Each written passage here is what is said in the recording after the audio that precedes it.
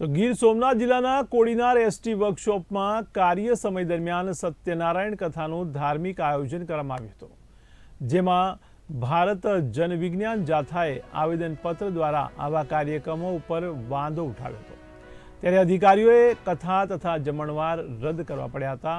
ત્યારે વિજ્ઞાન જાથાએ નોંધાવ્યું હતું કે સરકારી સંપત્તિ અને કર્મચારીઓ પાસેથી ટાઈમ ફાળવી કાઢી ધાર્મિક કાર્યક્રમનું આયોજન કરવું બંધારણ અને સર્વિસ રૂલ્સનું ઉલ્લંઘન છે। ત્યારે મુસાફરોને હાલાકી થાય છે। ત્યારે જાથાની રજૂઆત બાદ એસટી વિભાગીય નિયામક અતુલ સોલંકીએ ભૂલ સ્વીકારી ભવિષ્યમાં આવી ઘટના ન બનવાનું વચન આપ્યું હતું। ત્યારે વિજ્ઞાન જાથાના ચેરમેન એડવોકેટ જયંત પંડ્યાની આગેવાની હેઠળ આવેદનપત્ર આપવામાં આવ્યું હતું।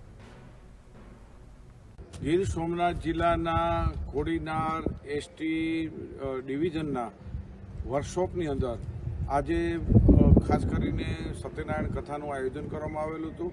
ત્યાંના એસટીના ડ્રાઈવર અને કંડક્ટરે વિજ્ઞાન જાથાને માહિતી આપી કે ચાલુ દિવસની અંદર ચાલુ અવર્સની અંદર જમણવાર અને ધાર્મિક આયોજન કરવામાં આવેલું છે અને અમારી પાસે 100 રૂપિયાથી માંડીને 500 રૂપિયા સુધીનો ફંડ ફાળા પણ કરેલ છે। આવી બધી હકીકત ધ્યાનમાં લઈને અમે રૂબરૂ મુલાકાત કરી।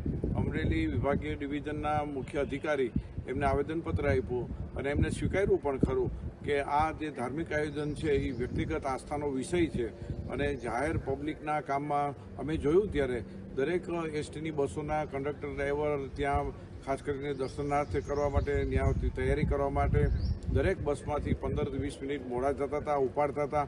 આ બધું જોયું। હકીકતમાં લોકોની સેવા કરવી એ સાચી કથા છે।